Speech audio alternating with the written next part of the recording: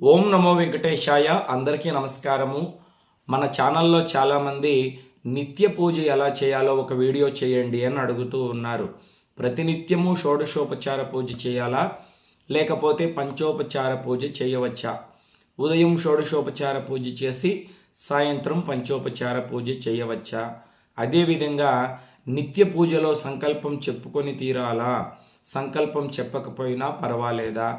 ముఖ్యంగా ఉదయం మనం పూలు పెట్టి పూజ చేస్తాం కదా, సాయంత్రం మళ్ళీ ఆ పూలు తీసేసి వేరే పూలు పెట్టాలా, లేకపోతే ఆ పూలు దేవుడి మీద ఉండగానే పూజ చేయవచ్చా? ఉదయం నైవేద్యం పెట్టి ఉంటాం కదా, సాయంత్రం మళ్ళీ నైవేద్యం పెట్టాలా, అవసరం లేదా? ఉదయం స్నానం చేసి ఇంట్లో భగవంతుడికి పూజ చేస్తాం కదా, మళ్ళీ సాయంత్రం కూడా స్నానం చేసే పూజ చేయాలా, లేకపోతే మామూలుగా పూజ చేసుకోవచ్చా? ఇంకా ఎన్నో ప్రశ్నలకు ఈ వీడియోలో చక్కటి సమాధానాల్ని మనం తెలుసుకుందాం. ముఖ్యంగా ప్రతి ఒక్కరూ బాగా గుర్తుపెట్టుకోవాల్సినటువంటి విషయం ఏమిటంటే, ఇంట్లో నిత్య పూజ ఎవరు చేయాలి అంటే ఇంటి యజమాని చేయాలి. పురుషులు చక్కగా ఉదయం నిద్రలేచిన తక్షణమే స్నానం చేసుకొని పరిశుభ్రమైనటువంటి వస్త్రాల్ని ధరించి చక్కగా సాంప్రదాయబద్ధంగా బొట్టు పెట్టుకొని పూజా మందిరంలో నిత్య పూజ చేయాలి. స్త్రీలు ఏం చేయాలి అంటే పూజా మందిరాన్ని చక్కగా తుడిచి ముగ్గులు పెట్టి దేవుడికి సమర్పించడానికి పూలు తులసి దళాలు సమకూర్చి ఇవ్వాలి. అదేవిధంగా భగవంతుడికి నైవేద్యాన్ని తయారు చేసి ఇవ్వాలి. పూజా మందిరంలో ఉన్నటువంటి దీపాలు, గంట, పంచపాత్ర, ఉద్దరిణి, హరివేణము, దేవుడి సామాన్లన్నీ కూడా కడిగి పూజకు సమకూర్చి పెట్టాలి. ఇంటి యజమాని సంకల్పం చెప్పి శ్రద్ధాభక్తులతో పూజ చేసినట్లయితే ఆ పుణ్యఫలం భార్యకు కూడా సగం వెళుతుంది. ఎందుకంటే సంకల్పంలో ధర్మపత్ని సమేతస్య అని వస్తుంది కదా. అంతేకాదు, పురుషులు పెళ్లి చేసుకునేటప్పుడు పంచభూతాలు సాక్షిగా ప్రమాణం చేస్తారు. ధర్మేచ అర్ధేచ కామేచ మోక్షేచ నాతి చరామే అని. మగవాడు ఏ పుణ్య కార్యక్రమం చేసినా, ఏ దానం చేసినా, ఏ ధర్మం చేసినా, ఏ పూజ చేసినా అర్థం భార్యకు వెళ్ళిపోతుంది. ఎందుకంటే ఆవిడ అర్ధాంగి కదా. మగవాడి పుణ్యంలో సగభాగం భార్యకు వెళుతుంది అని మనకు శాస్త్రంలో చెప్పి ఉన్నారు. స్త్రీలు పూజకు సిద్ధం చేసి ఇవ్వాలి, ఇంట్లో పురుషులు పూజ చేయాలి. కానీ ఈ కాలం మగవాళ్ళు చాలామంది ఇంట్లో నిత్య పూజ చేయడం మానేశారు. ఎందుకంటే ఉదయం నిద్ర లేచిన తక్షణమే ఆఫీసులకు వెళ్ళాలి, వ్యాపారాలు చేయడానికి వెళ్ళాలి, ఎన్నెన్నో పనుల మీద బయటకు వెళ్ళాల్సి ఉంటుంది. కొంతమంది ఇంట్లో ఉన్నా కూడా బద్ధకంతో భగవంతుణ్ణి పూజ చేయరు. అటువంటి పరిస్థితుల్లో స్త్రీలు పూజ చేయవచ్చా అంటే నిరభ్యంతరంగా తప్పకుండా స్త్రీలు కూడా భగవంతుణ్ణి పూజించవచ్చు. పూర్వము అరుంధతి, అనసూయ, సావిత్రి, నర్మద, లోపాముద్ర, సక్కుబాయి, తరిగొండ వెంగమాంబ, మీరాబాయి వీళ్ళందరూ కూడా భగవంతుణ్ణి పూజించి శ్రీమన్నారాయణుని అనుగ్రహాన్ని పొందినటువంటి వాళ్ళే. స్త్రీలు కూడా ఇంట్లో చక్కగా నిత్య పూజ చేయవచ్చు. కానీ స్త్రీలకు ఎన్నో పనులు ఉంటాయి ఇంట్లో. ఉదయం నిద్ర లేచిన తక్షణమే ఇంటి ముందర ముగ్గులు పెట్టాలి, పిల్లలకు చక్కగా వంట చేసి పెట్టాలి, భర్తకు క్యారేజీ కట్టాలి, ఇల్లు వాకిలి శుభ్రం చేసుకోవాలి, బట్టలు ఉతకాలి, పిల్లలు మలమూత్ర విసర్జన చేస్తే వాళ్లకు శుభ్రం చేయాలి. ఇంకా ఎన్నో పనులు ఉంటాయి స్త్రీకి. కాబట్టే మగవాళ్ళు ఇంట్లో నిత్య పూజ చేయాలి అని మన పెద్దలు చెప్పి ఉన్నారు. కానీ మగవాళ్ళు బద్ధకంతో చేయకపోతే ఇంట్లో భగవంతుడి ఆరాధన ఎవరో ఒకరు చేయాలి కదండి. కాబట్టి స్త్రీలైనా సమయం కుదుర్చుకొని ఇంట్లో విడిచిపెట్టకుండా నిత్య పూజ చేయడం చాలా శుభప్రదం. ఇక్కడ స్త్రీలు ప్రతినిత్యము నిత్య పూజ చేసేటట్లయితే ఇంట్లో మగవాళ్ళు పూజ చేయకపోతే స్త్రీలు ఎక్కువ హడావిడి చేయవలసినటువంటి అవసరం లేదు. ఉదయము సాయంత్రము 2 పూట్ల స్త్రీలు పూజ చేసుకుంటే చాలు. కుదరకపోతే ఉదయం చేసుకోండి, లేకపోతే సాయంత్రం చేసుకోండి. రోజుకొక్కసారైనా ఇంట్లో దేవుణ్ణి తప్పకుండా ఆరాధించాలి. ఎలా పూజ చేయాలి? స్త్రీలు చక్కగా ఉదయం స్నానం చేసిన తర్వాత చక్కగా చీర కట్టుకోండి. కుంచి పోసి కట్టుకోవాల్సినటువంటి అవసరం లేదు. బ్రాహ్మణుల ఇళ్లలో అయితే స్త్రీలు చక్కగా కుంచి పోసి చీర కట్టుకుంటారు. మీరు మామూలుగా అయినా చీర కట్టుకుంటే చాలు. కుదరకపోతే డ్రెస్ వేసుకొని అయినా పూజ చేయవచ్చును. ఎందుకంటే ఈ వస్త్రముల ద్వారా మనం దేవుడికి దూరం కాకూడదు కదా.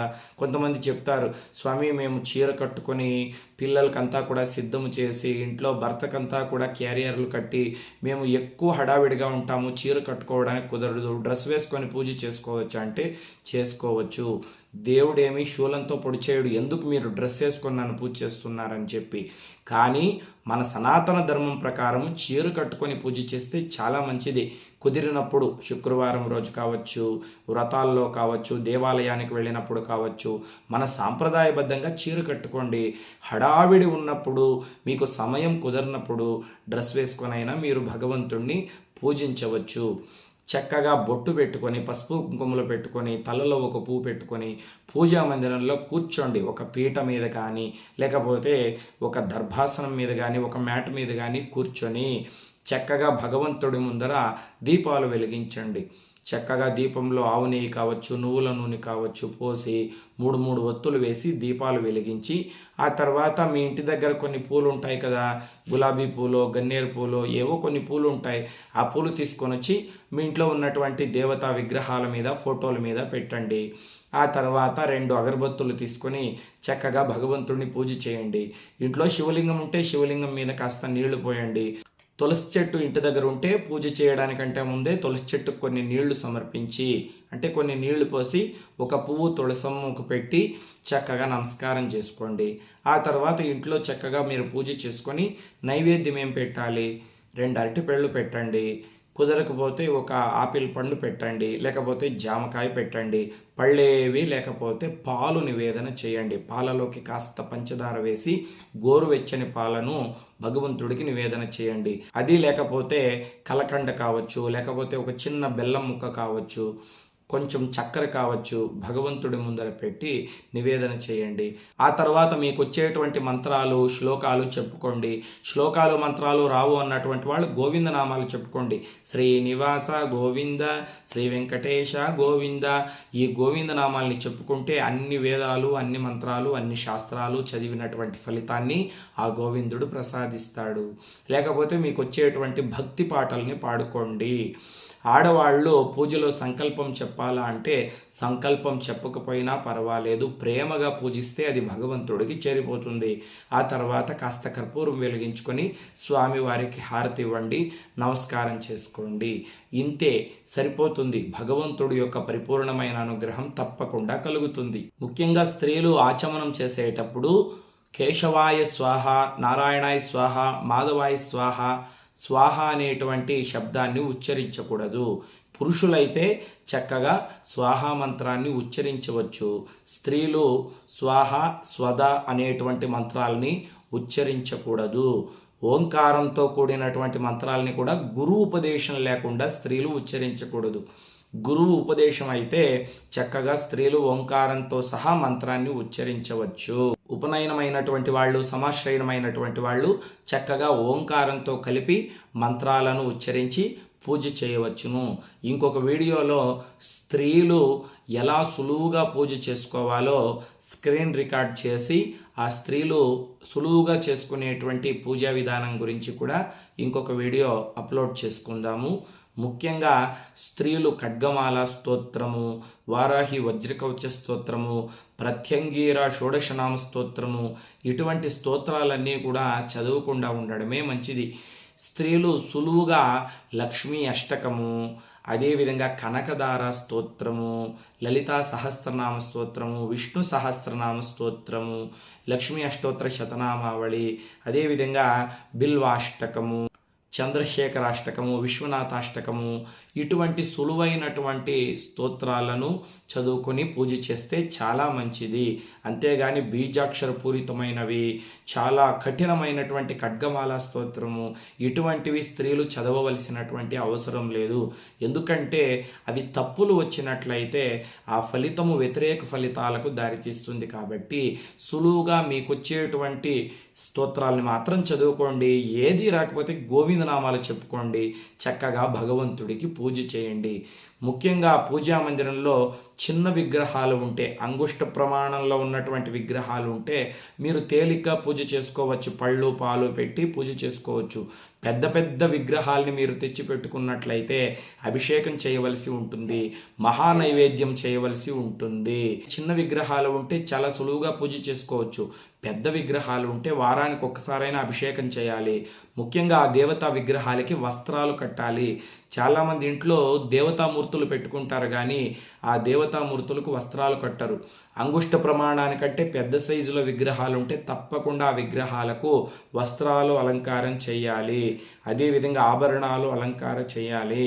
చక్కగా షోడశోపచార పూజ చేసి తీరాలి. దీన్ని బాగా గుర్తుపెట్టుకోండి. పెద్ద విగ్రహాల్ని మనం ఇంట్లో పెట్టుకొని అశ్రద్ధ మాత్రం చెయ్యకూడదు. మీరు ఇంట్లో అలంకరణ కోసం పెట్టుకునేటువంటి విగ్రహాలైతే పిఓపిలో కావచ్చు, పాలరాతిలో కావచ్చు, ఎంత పెద్ద విగ్రహాలైనా పెట్టుకోవచ్చు. షోకేస్లో పెట్టుకునేటువంటి విగ్రహాలు ఏ సైజులో అయినా పెట్టుకోవచ్చు. కానీ పూజా మందిరంలో పెట్టి మీరు చక్కగా గంధము కుంకుమ బొట్లు పెట్టి పూలు సమర్పించి పూజ చేస్తున్నారంటే మీరు ప్రాణప్రతిష్ఠ చేయకపోయినా దేవుడు ఆ విగ్రహంలోకి ఆవాహన అవుతాడు. కాబట్టి ఎక్కువ నియమాల్ని పాటించవలసి ఉంటుంది. దీన్ని బాగా గుర్తుపెట్టుకోండి. ఉదయము స్త్రీలు పూజ చేయలేనటువంటి వాళ్ళు సాయంత్రమైనా పూజ చేయవచ్చు. ఉదయము చక్కగా కాఫీ టీ తాగేసి పూజ చేయవచ్చా అంటే కాఫీ టీ తాగేసి పూజ చేయవచ్చు. మీకు శక్తి లేకపోతే, కొంతమంది స్త్రీలకు నీరసం ఉంటుంది, ఉదయం శక్తి ఉండదు, మీరు చక్కగా స్నానం చేసి ఏదో కాస్త పలహారం తినేసి కావాలంటే ఓపికగా పూజ చేసుకోవచ్చు. ఎందుకంటే పూజా మందిరం అంతా శుభ్రం చేయాలి, ఫోటోలు తుడవాలి, పిల్లల్ని సాగనంపాలి. అంతవరకు శక్తి ఉండదు కదా. కొంతమందికి అయితే బీపీ డౌన్ అయి పడిపోతూ ఉంటారు. కాబట్టి అటువంటి పరిస్థితుల్లో మీరు కాస్త పలహారం తీసుకొని ఓపికగా కూర్చొని చక్కగా నెమ్మదిగా పూజ చేసుకొని శ్లోకాల్ని చదువుకోవచ్చు. ఎందుకంటే భగవంతుడు ఉపవాసంతో పూజ చేయమని ఎవరికి చెప్పాడు? ఆరోగ్యం అనుకూలించిన వాళ్ళకి మాత్రమే చెప్పాడు. ఆరోగ్యం అనుకూలించినటువంటి వాళ్ళు, చిన్నపిల్లలు, వయోవృద్ధులు చక్కగా భోజనం తిని కూడా పూజ చేయవచ్చు. భగవంతుడేమి కొట్టేయుడు, చక్రం తీసుకొని తల తీసేయుడు. ఒరేయ్, ఎందుకురా భోజనం తినేసి వచ్చి పూజ చేస్తున్నావు? నీ పూజను నేను స్వీకరించను, అవతలకు పో అంటాడా? అనడు. మనమందరము ఆయన పిల్లలమే కాబట్టి మనం ఏదైనా కాస్త పలహారం తీసుకొని భగవంతుణ్ణి పూజించినా కూడా ఆయన అనుగ్రహిస్తాడు. ఎందుకంటే మన పరిస్థితి ఏమిటో ఆయనకు బాగా తెలుసు కదా. ఉదయము సాయంత్రము 2 పూట్ల పూజ చేయాలా అంటే కుదిరితే చేయండి. కుదిరినటువంటి వాళ్ళు ఒక్క పూటైనా పూజ చేసుకోండి. సాయంత్రం పూజ చేయాలంటే మళ్ళీ చక్కగా స్నానం చేయాలా? మీకు ఓపిక ఉంటే సాయంత్రం కూడా చక్కగా స్నానం చేసి చక్కగా చీర కట్టుకొనో డ్రెస్ వేసుకొనో పూజ చేసుకోండి. ఓపిక లేకపోతే కాళ్ళు చేతులు ముఖం కడుక్కొని చక్కగా తల మీద కొన్ని నీళ్లు ప్రోక్షణ చేసుకొని గంగే యమునే చైవ గోదావరి సరస్వతి నర్మదే సింధు కావేరి జలస్మిన్ సన్నిధిం కురు అని తల మీద నీళ్లు చల్లుకొని పూజ చేసుకోండి. లేకపోతే పుండరీకాక్ష పుండరీకాక్ష పుండరీకాక్షాయ నమః అని తల మీద నీళ్లు చల్లుకొని భగవంతుడికి సాయంత్రం కూడా పూజ చేసుకోండి. ఉదయం ఫోటోల మీద విగ్రహాల మీద పెట్టినటువంటి పూలు తీసేసి మళ్ళీ సాయంత్రం వేరే పూలు మార్చాలా అంటే ఎండాకాలంలో అయితే మార్చాలండి. వాడిపోయి ఉంటాయి, ఎండిపోయి ఉంటాయి. కాబట్టి ఆ పూలను తీసేసి ఉంటే కొత్త పూలు పెట్టుకోండి. పూలు వాడిపోకపోతే చాలా చక్కగా తాజాగా ఉంటే ఆ పూలు ఉన్నా పర్వాలేదు, అలాగే పూజ చేసుకోవచ్చు. ఒక రాత్రి గడిచిన తర్వాత మరుసటి రోజు ఆ పూలు ఎంత తాజాగా ఉన్నా, ఎంత వికసిస్తూ ఉన్నా ఆ పూలను తీసేసి వేరే పూలు పెట్టాలి. ఉదయం నైవేద్యం పెడతాం కదా, సాయంత్రం కూడా నైవేద్యం పెట్టాలా అంటే ఉదయం మనం భోజనం తింటూ ఉన్నాం కదా, సాయంత్రం భోజనం తినడం లేదా? తింటూ ఉన్నాం కదా.